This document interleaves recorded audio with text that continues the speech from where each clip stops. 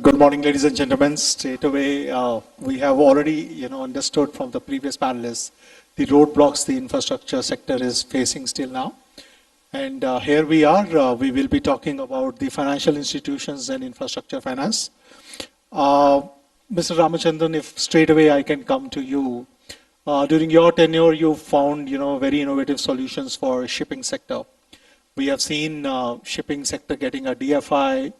We have seen the refinance organization taking shape, marine fund taking shape, and this is the time when the country is still struggling with a concept of green bank to come forth, and other DFIs.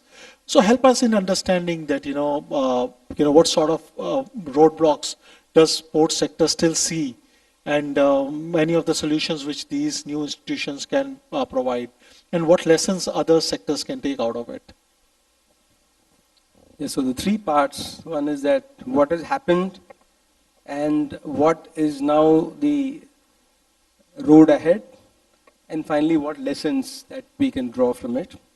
So what has happened is largely based on the vision which was set out by the Honorable Prime Minister and which the Shipping Ministry released in 2023.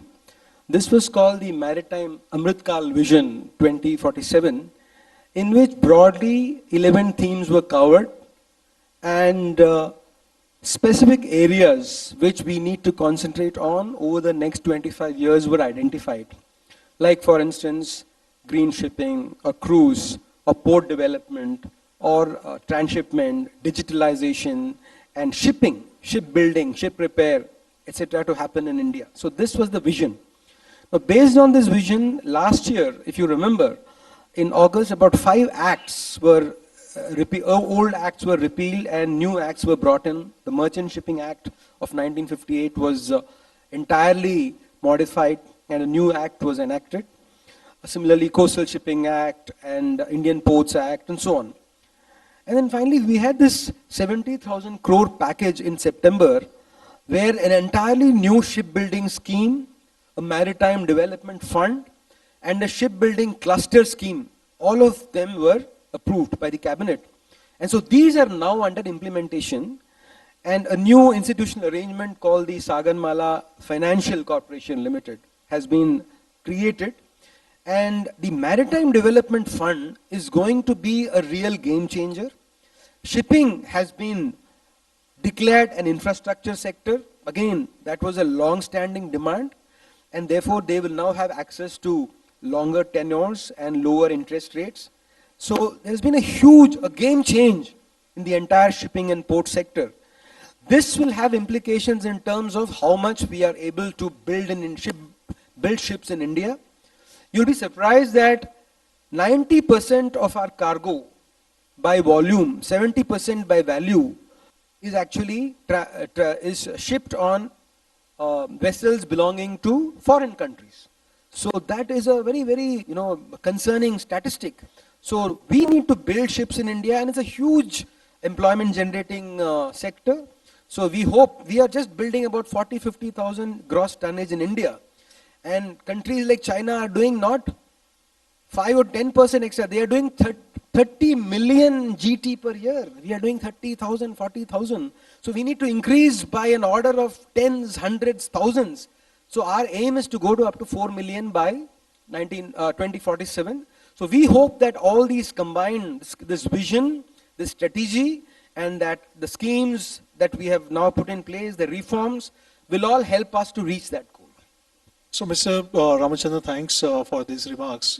Maybe later on I'll also come back to you for the later half of the question, that the lessons you think that road, power, and other sectors need to draw. Mr. Jaishankar, if I can now ask you to comment on. See, we all understand that NIP is there, and we all also understand that the build-up is faster than the finance could reach. And in this decade, we need to at least do expenditure of 176 lakh crores. But struggle of the Indian financial institutions and instruments is there. You led IIFCL, and many of the government institutions still prick your mind.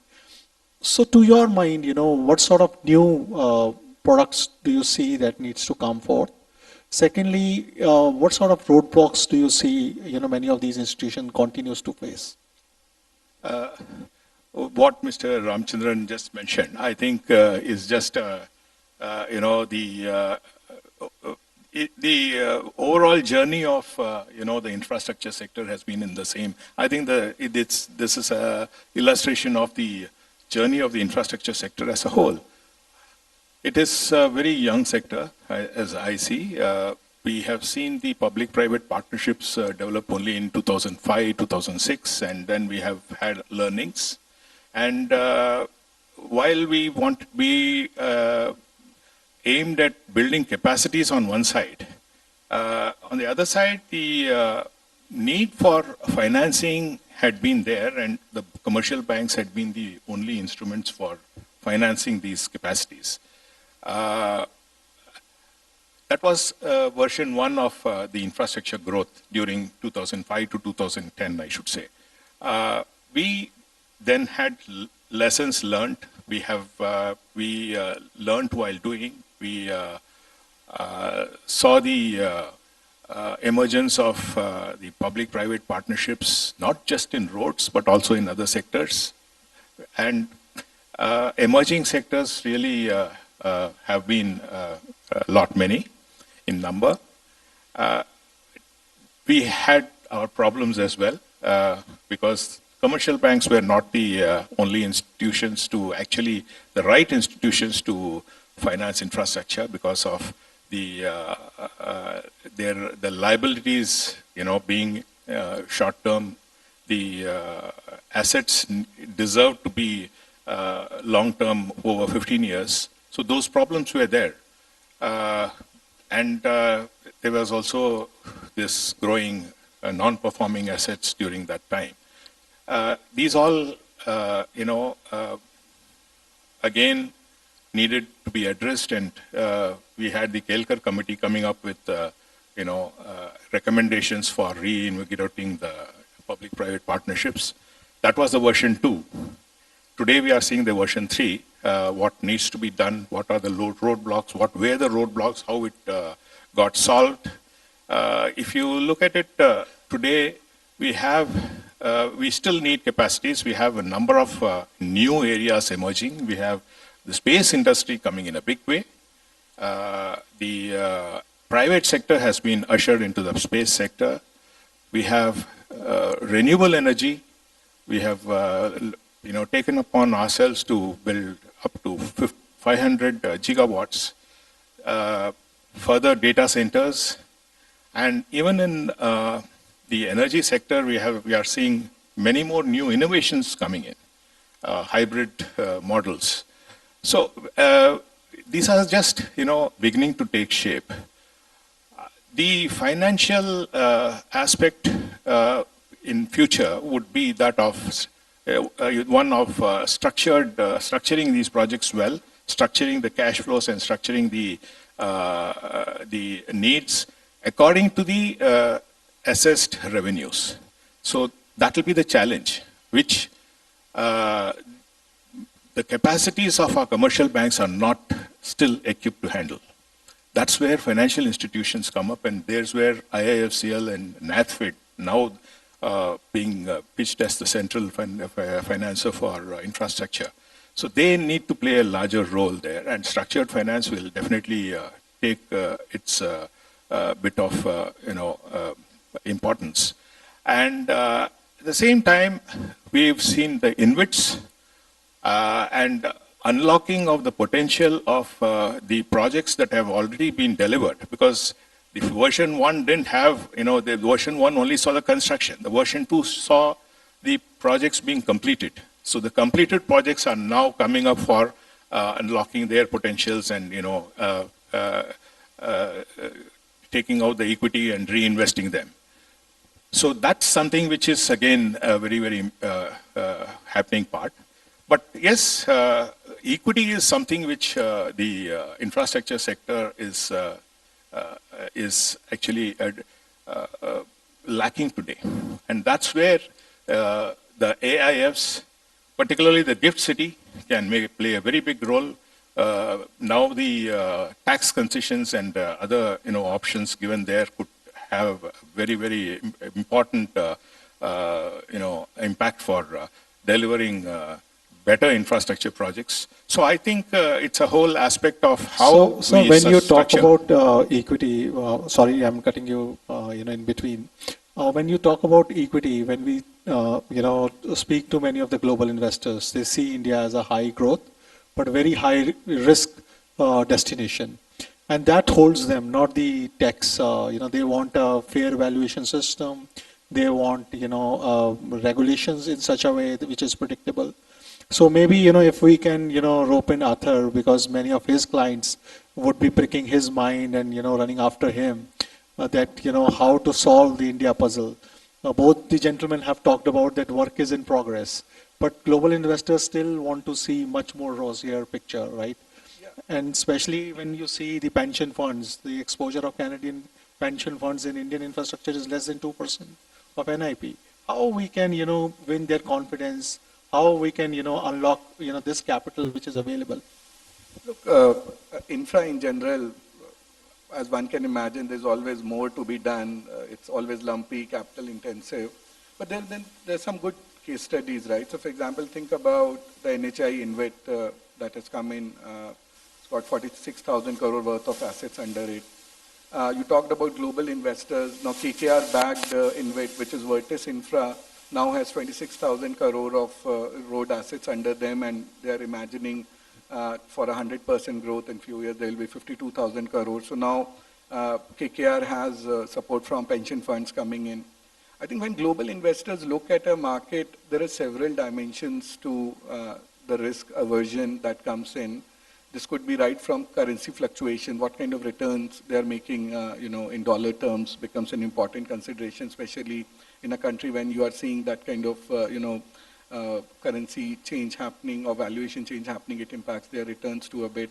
Similarly, if you look at our concessions, a lot of land-based concessions versus infrastructure asset concessions, there's been a bit of a debate. So you will see global investors have been more comfortable in getting into airport sector. So for example, the Jewar airport, which will get inaugurated, has, Canadians money coming in over there. And similarly, many other airport asset class, whether it's the Bangalore airport that started the whole process. So they have come in where they have seen continuity of, a very clear regulation over there for them to get in and exit out from those projects. And that's where the, between infrastructure, what I would suggest is we should see infrastructure much more heterogeneically. So we have airports and roads that's very mature asset classes, but then we have many other asset classes that are still coming up. Over there, the nature of the frameworks, the institutions that we can build becomes an important point, and maybe that's another element I'll talk about later on, what kind of new innovations on institution side is happening to drive some of that capital to come Some through. of the innovation, Mr. Ramachandran has already mentioned that the DFI, which he had envisaged in ports, they are trying to look at new asset classes in a different way, so that the banking institutions and other institutions, they can also reclassify them. Mr. Ramachandran, to the point which Athar was making, that how to make projects more predictable. We have already seen that 9,000 projects, which is roughly around, $5 trillion worth, size, they are overrunning, their time limits. So this is the first jolt which any investor sees, that, okay, the project is overrunning the time schedules. What are the issues? Then the issue comes that regulatory hurdles are there. Then, when they come to them, many of the land issues still continues to be there. Then state, delays many of the projects. You dealt in the port sector, and now ports is one of the very good examples of how to do projects very quickly. Now I want you to don the hat and try to give us a lowdown. How to deal with many of these complex issues, how to cut down on the overruns. What are the best ways, financial institutions can, try to, evaluate many of these things. What is the best way? Okay, one of the main things that you need to look at is coordination and monitoring. Two important aspects of any project, which if neglected can delay the project.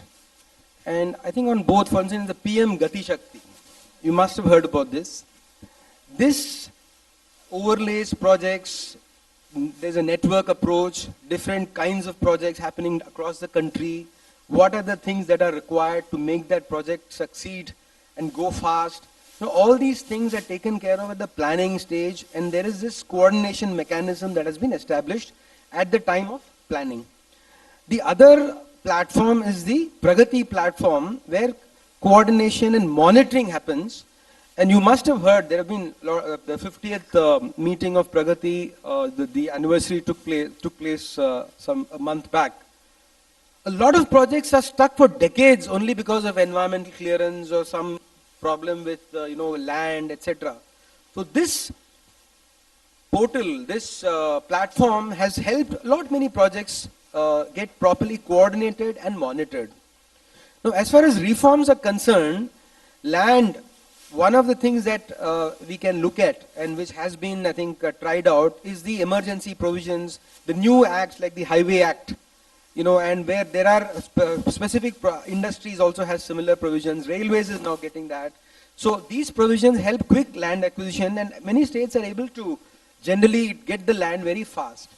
Regulatory, as far as regulatory approvals are concerned, you must have heard about the deregulation and the steps being taken by government so that a lot of these processes are made simpler.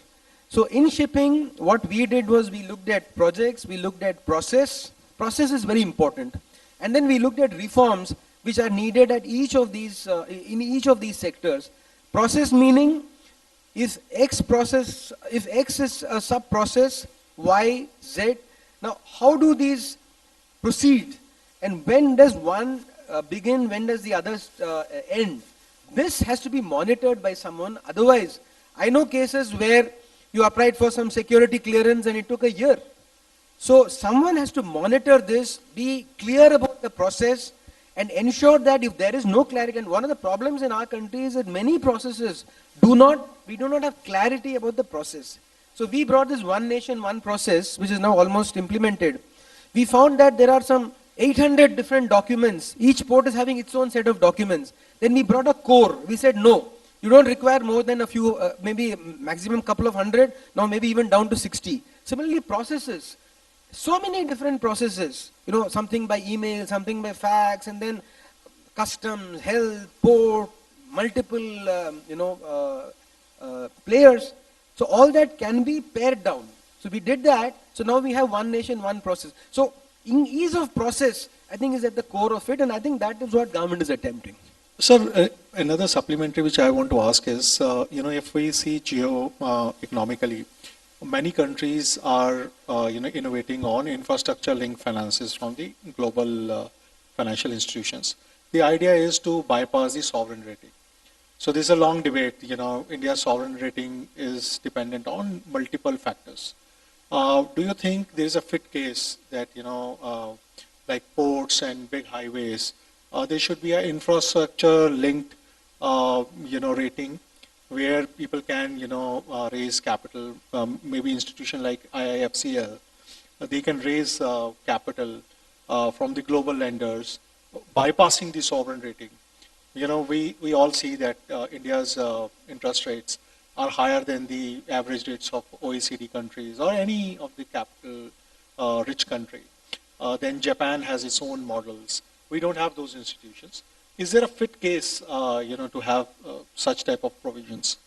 Absolutely. I'll request Mr. Jaishankar also to supplement. Absolutely. I think we are already in the process.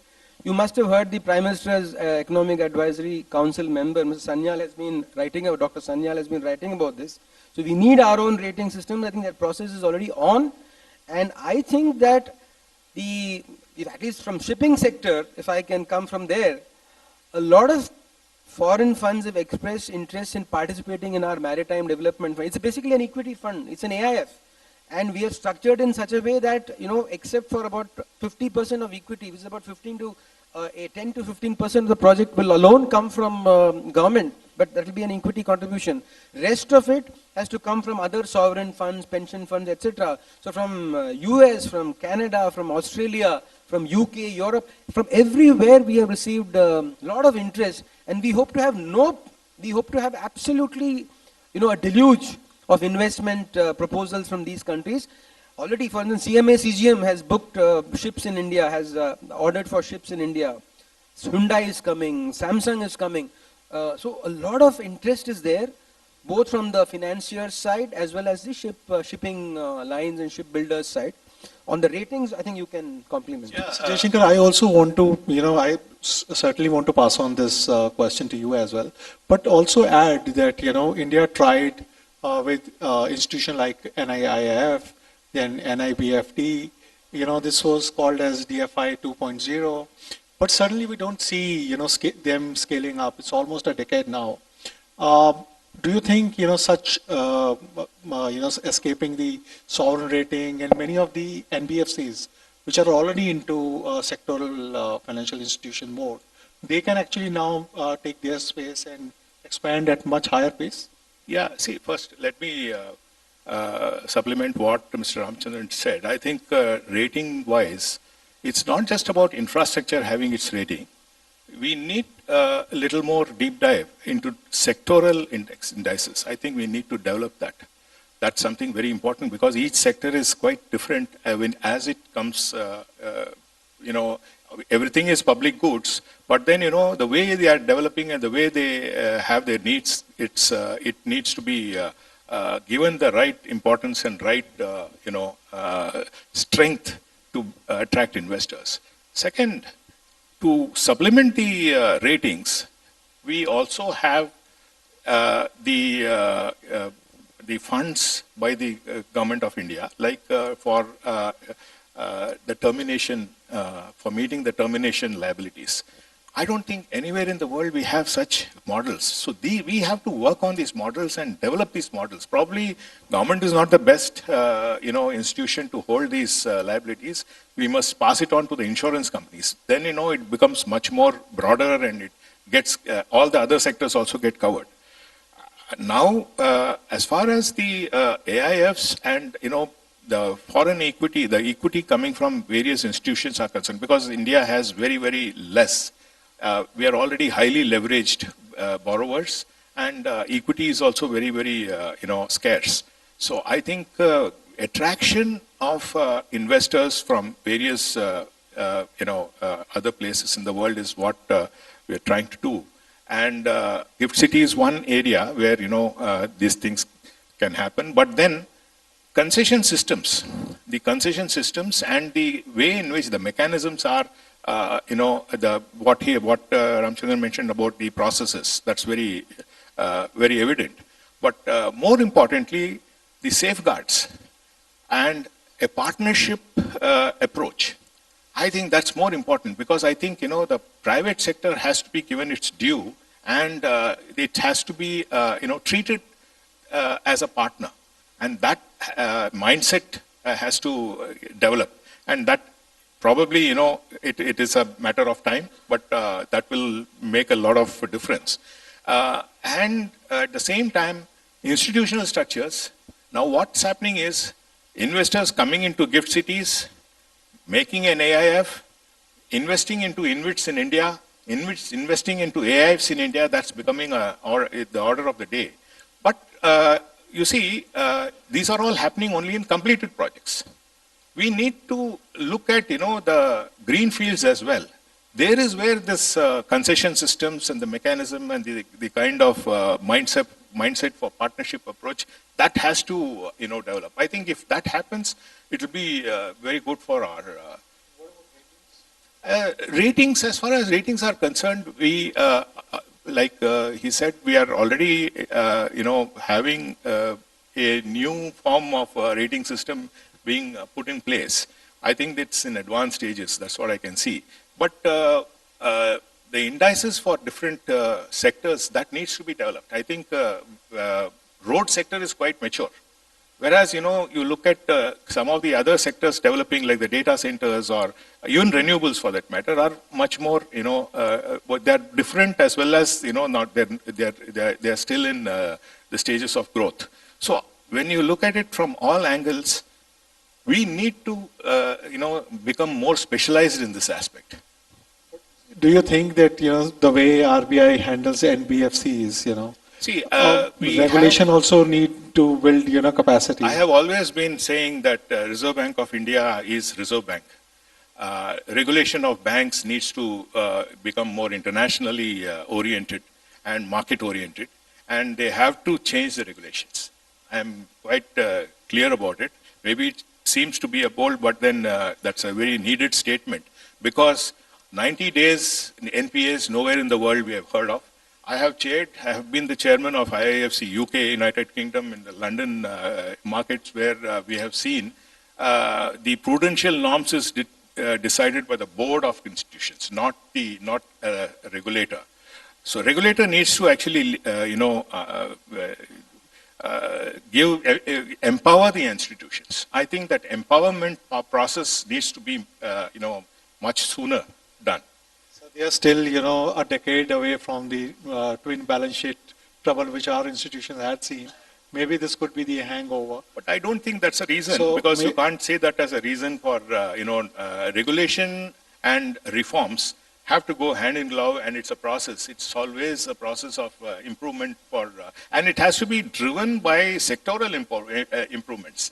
It can't be any other reason which can be, there before that. So, Athar, if I can, request you to speak a little about, see, India doesn't have JBIC or KWH type of institutions.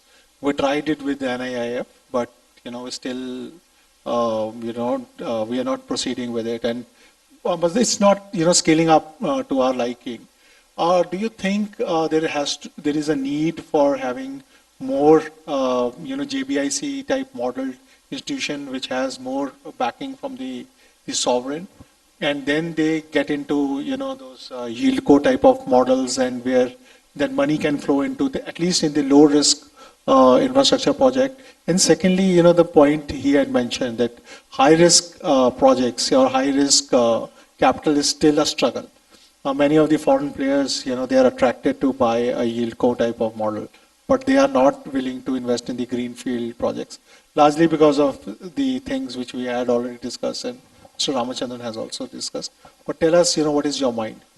Look, there's always a yes for a country like India to say there is an opportunity to create something like that. But I would answer it more at sectoral lens, as earlier speakers have also spoken about it.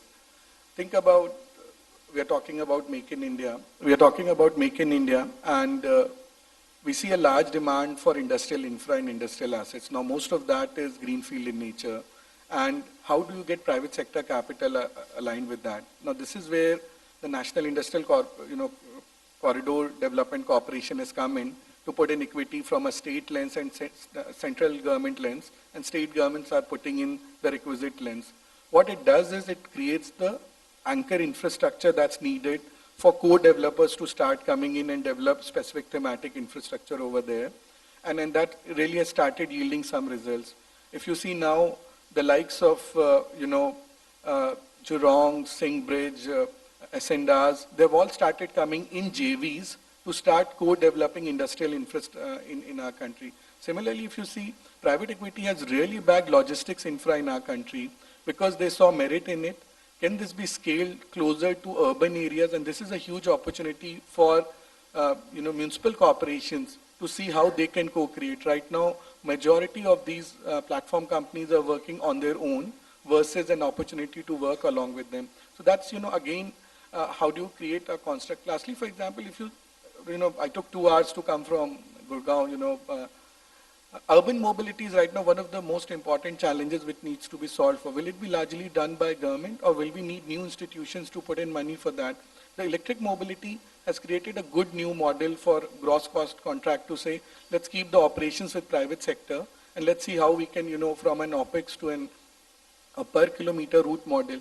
We need a lot of innovation on them, and then we'll need new institutions who will eventually become the bus transport companies, the bus leasing companies. UK has rolling stock leasing companies. We will need a bit of that, but does the regulation currently allow for such leasing companies to emerge for railway rolling stock or bus rolling stock? That's what would really unlock the capital in future. Atay, you'll be happy to know that we are discussing the exact topic later in the day, and the proceeds will also help in all of us in unlocking many of the newer ideas. But thank you very much. I always enjoy talking on infrastructure and finance, and thank you, gentlemen, for being part of the conversation. Thank you.